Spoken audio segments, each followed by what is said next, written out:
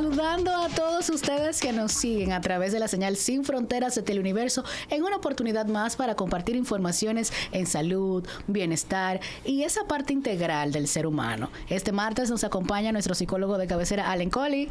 Buenos días. Buen día. De verdad que un martes súper interesante con la información que viene el día de hoy. De verdad que yo estoy emocionado, Alma, con el tema de hoy. Sí, y tenemos un tema de un órgano que hemos abordado quizás muy poco en estos 2 meses. Y como ya estamos cumpliendo 2 meses al aire, pues quisimos hacernos acompañar de un experto en el área endovascular y la neurocirugía, y él es el doctor Cosme Villamán. Muy buenos días, doctor. Muy buenos días, doctor. Bienvenido. Buenos días. Gracias por la invitación.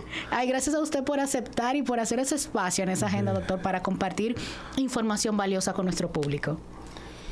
El pasado 8 de junio se celebró el Día Mundial de los Tumores Cerebrales y queríamos hacer énfasis en este mal que quizás atenta contra tantas personas, doctor, pero sobre todo yo siempre digo aquí, cuando hay un día internacional, es porque hay una causa que nos llama a esas organizaciones mundiales a ponernos en la mira ese tipo de enfermedades. Entonces, si estamos hablando de tumores, que fue el pasado 8 de junio, ¿por qué y ante cuál razón se crea este Día Mundial?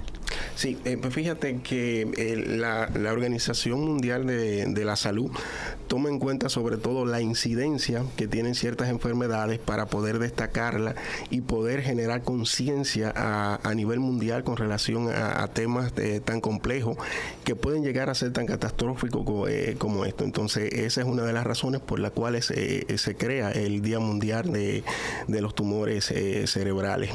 Decirte que los tumores cerebrales son un grupo diverso de tumores que se generan de diferentes células que componen el cerebro como tal, o que pueden ser secundarios a cánceres que se encuentran lejos del sistema nervioso central y que se presentan en el cerebro en forma de metástasis.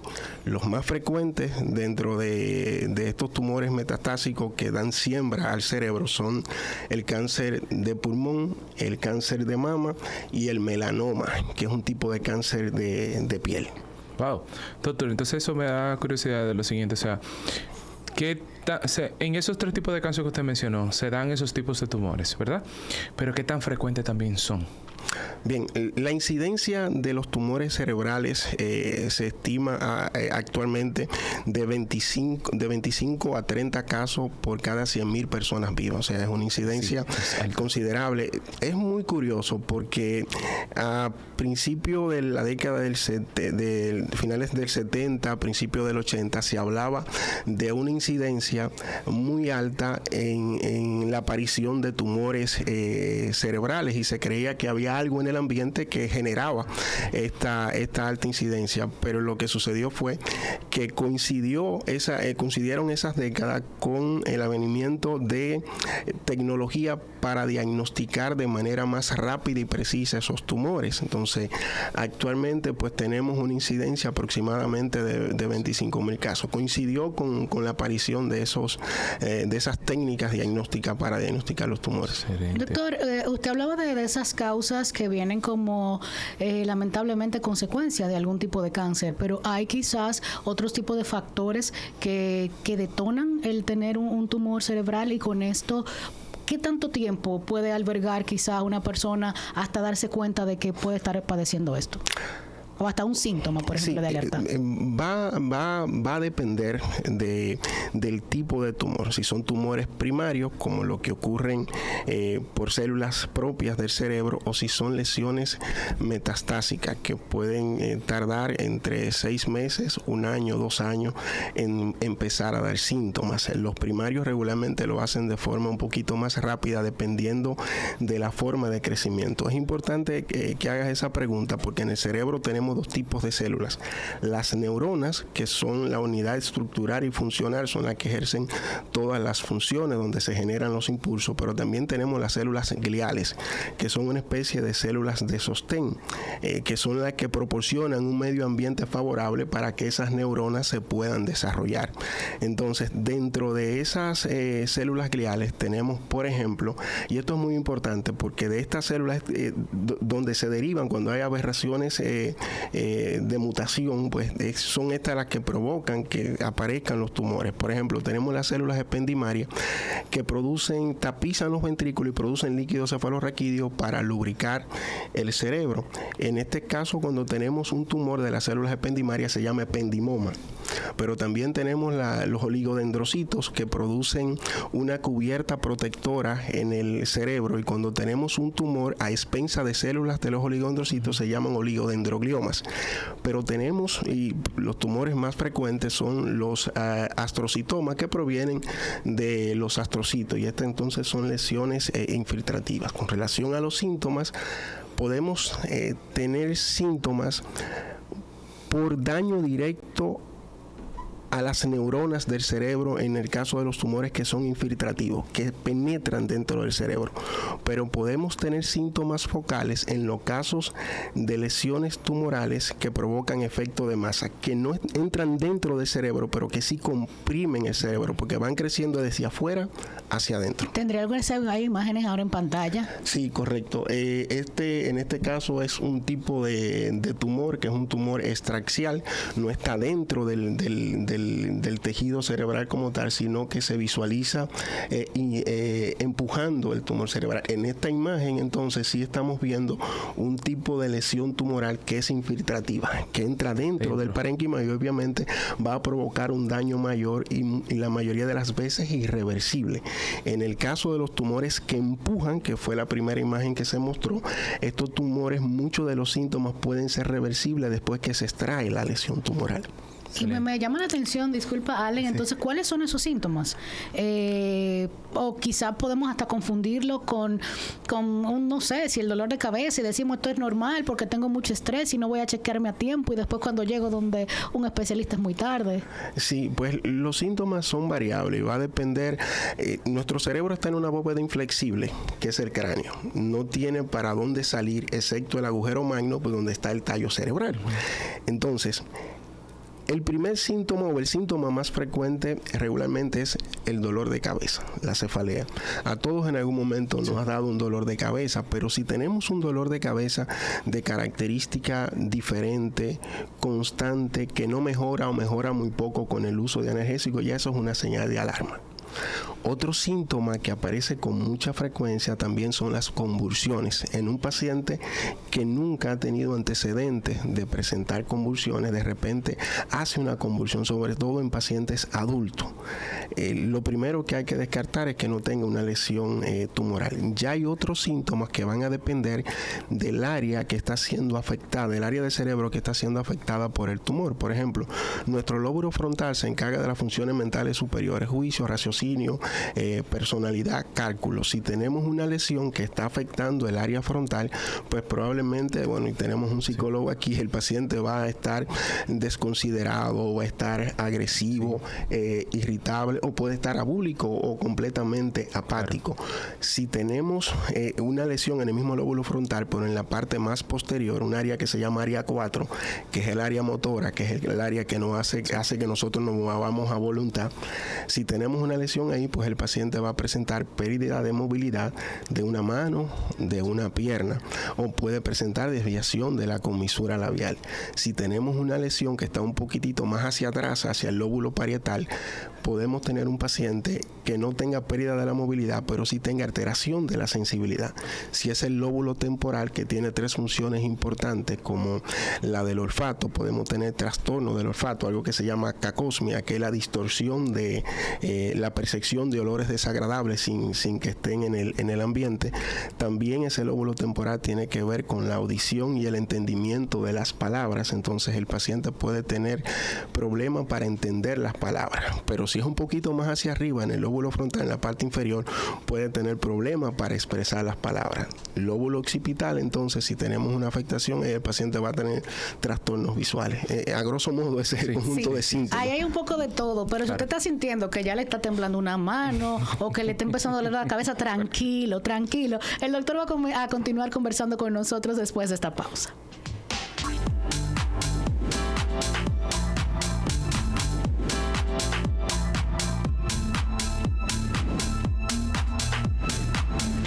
qué bueno poder continuar aquí conversando de estos temas. Hoy hablando de tumores cerebrales, haciendo conciencia y sobre todo el doctor nos estaba dando esos síntomas a los cuales tenemos que tener como signo de advertencia y que a veces están ahí, doctor, ¿verdad? Hace un tiempo y nosotros nos descuidamos y dejamos para mañana y después quizás cuando llegamos donde ustedes, lo que pudo haberse tratado a tiempo es un poquito tarde.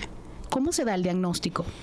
Bueno, el diagnóstico, el paciente llega no necesariamente a nosotros como neurocirujanos. Regularmente nosotros vemos ya el espectro de una alta sospecha de una lesión tumoral que ya lo ha visto el médico de emergencia o lo ve el internista, regularmente lo ve el neurólogo y ya luego entonces no se refieren al paciente. Entonces lo primero es evaluar el paciente. Dentro de los síntomas que mencionábamos ahorita se nos mencionó, se me olvidó mencionar el desbalance. El paciente puede tener mareos rotatorios porque hay una zona del cerebro que se llama cerebelo que tiene que ver con el equilibrio y la coordinación que también se puede ver afectada. Primero hacer un diagnóstico y una evaluación clínica completa del paciente y ya luego entonces acompañar esto con unos estudios de imágenes y muchas veces de laboratorios. Los estudios de imágenes empiezan con una tomografía y luego pasamos a la resonancia magnética, que es el gold estándar para el diagnóstico de estos tumores. Tengo que decir que han habido muchos avances con relación a los estudios de imagen. En el caso de la resonancia magnética, pues tenemos resonancia magnética con espectroscopía, que se hace ya desde hace mucho tiempo aquí en el país, que nos habla sin antes de nosotros a abrir y estar en contacto con el tumor y mandarlo a patología, nos da mucha información sobre el metabolismo de las células tumorales como tal y nos orientan a un posible diagnóstico previo al procedimiento quirúrgico, lo cual favorece muchísimo la elaboración de un plan quirúrgico concreto y más objetivo. En el caso de la tomografía se hacen una serie de reconstrucciones tridimensionales en la fase de angiografía para ver las arterias y las venas, porque uno de los retos más importantes cuando estamos dentro de una sala de cirugía con un tumor cerebral es la tendencia al sangrado que tienen muchos tumores. Entonces, a través de estos estudios nos podemos anticipar y muchas veces tenemos tumores, como en el caso de los meningiomas, que es el segundo tumor en frecuencia, que el mayor reto de este tumor es la gran vascularización que tiene, el gran riesgo sanguíneo, y podemos, antes de llevar el paciente a sala de cirugía, a través de un cateterismo, embolizar, tapar esas pequeñas arterias, y sería como herir de muerte al tumor antes de llevarlo a sala de cirugía, ya solamente enfrentarnos con las estructuras anatómicas del tumor sin el riesgo tan alto del sangrado. Excelente. Doctor, le estaba haciendo una pregunta fuera del aire y es con relación a los accidentes cerebrovasculares o ACV conocidos. ¿Pueden causar tumores? Y la contraparte, quiere tocar un accidente específico, un golpe en la cabeza, ¿puede generar también tumores en la cabeza o algo específico? Sí, pues fíjate que los accidentes cerebrovasculares, tanto isquémicos como hemorrágicos, no hay una relación con relación a la aparición de los tumores, pero sí el traumatismo se ha estudiado bastante, y unos primeros estudios de unos, te comentaba, de unos soldados estadounidenses que se estudiaron, cerca de 200,000 soldados estadounidenses que habían estado expuestos a traumatismos craneales a repetición, se estudiaron, y los primeros indicios era de que sí, que el traumatismo estaba relacionado con la aparición de tumores, pero estos pacientes también estuvieron expuestos a radiaciones ionizantes, que era que se sometían a radiografías, a tomografías seriadas en muchas ocasiones, que esto sí está demostrado que tiene un alto índice de aparición de tumores cerebrales. Entonces, un estudio que se sesgó hasta cierto punto. Decirte que sí, los traumatismos cráneoencefálicos sí se relacionan con daño estructural, sobre todo con disminución de la neuroplasticidad cerebral, y sí van a haber alteraciones cuando tenemos traumatismo a repetición. Y ya conversábamos del síndrome del pugilista, que son los boxeadores, o hablábamos de los síndromes de contusión, de conmociones cerebrales en el fútbol americano, que déjame decirte que no es el deporte que mayor incidencia tiene de traumatismo cráneoencefálico. el que mayor incidencia tiene es el soccer, porque es el deporte más practicado y no solamente le da con los pies, le da con las pelotas también. Wow. Exacto, pero no se ha encontrado una relación como tal, porque se vio sesgado por las radiaciones ionizantes que sí se relacionan con esto. Otro caso importante es mencionar con relación a la etiología, y hay un estudio reciente que habla de las radiaciones no ionizantes. Cuando hablamos de radiaciones ionizantes nos referimos a tomografía, aparatos de rayos X, etcétera.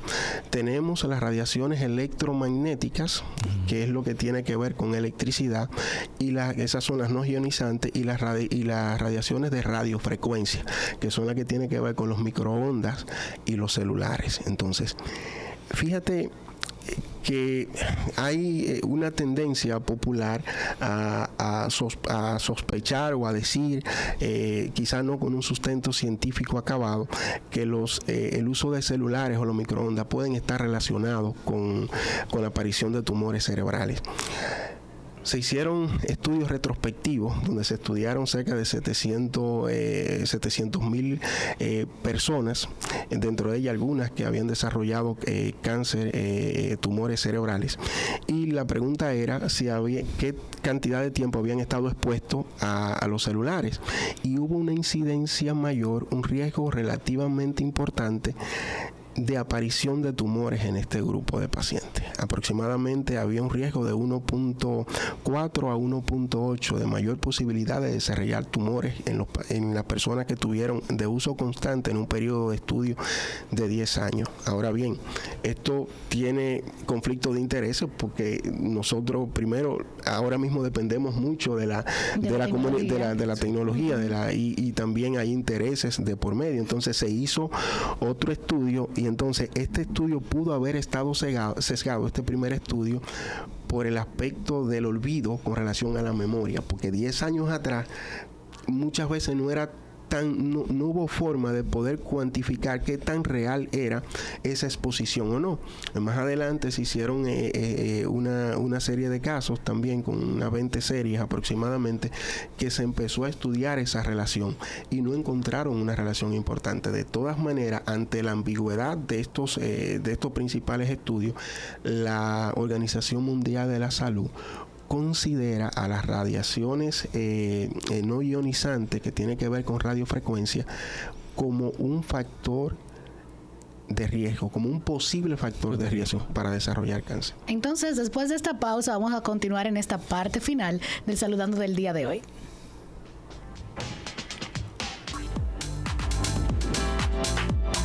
Gracias por mantener la sintonía, doctor. Para aprovecharlo aquí rapidito en esta parte final, yo quisiera saber, es que tengo, ¿verdad? ¿Cuál de las dos preguntas vamos a priorizar de repente? Todas son importantes. Primero, ¿quiénes padecen más? ¿Hombre o mujer de esta enfermedad? Y también los tratamientos para...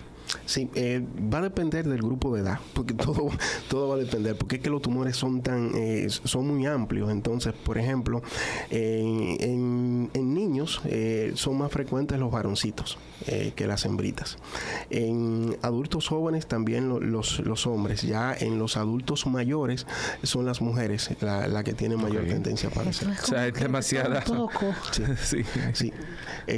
Con relación, me preguntabas ahorita con relación a la aparición y el tiempo del primer síntoma y qué tan rápido puede evolucionar, y si todas las lesiones tumorales cerebrales son cánceres malignas. No todas son malignas. Tenemos, por ejemplo, tumores como el meningioma, que tiene una tasa de crecimiento de 1 milímetro por año, excepto que se exponga a ciertos factores ambientales y hormonales como estrógenos y progesteronas en la mujer, puede tener un crecimiento relativamente grande.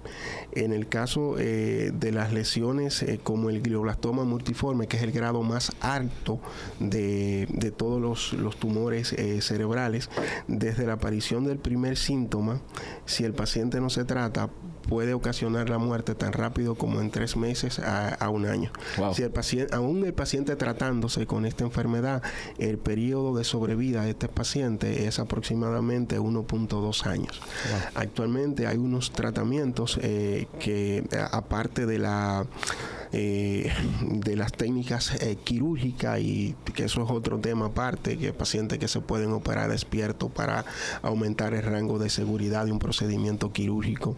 Si la lesión está empujando que se pueda sacar completa. Hay lesiones que pueden ser benignas, pero por la localización donde se encuentran, aunque histopatológicamente sean benignas, si están en el tallo cerebral se comportan como malignas. Ay, Dios mío. Sí.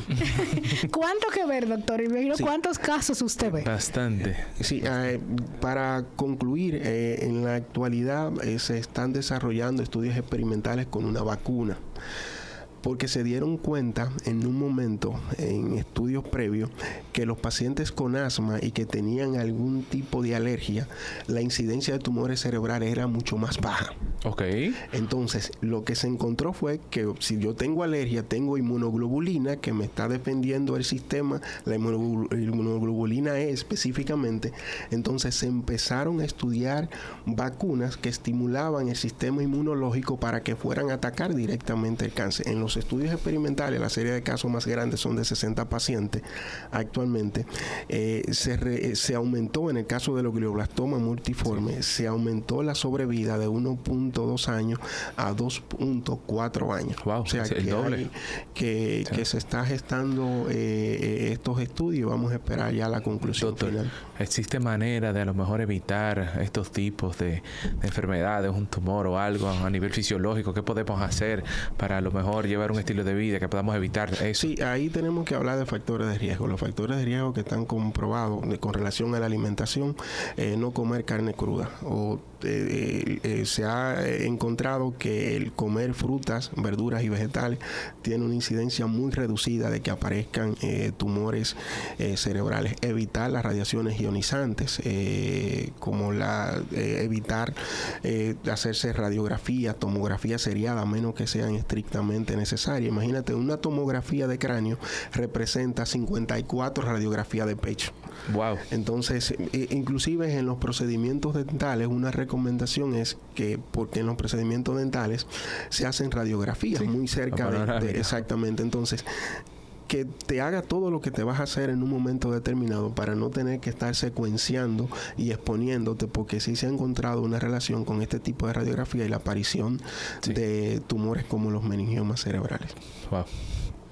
Nada, doctor, aquí estamos así como que no sabemos cómo seguimos. No, pero lo importante es estar alerta y poder buscar ayuda a tiempo. Y para buscar ayuda, doctor, ¿dónde podemos encontrarlo? Yo laboro en Clínica Coromina, en la Plaza Clínica Coromina y en Corazones del Cibao.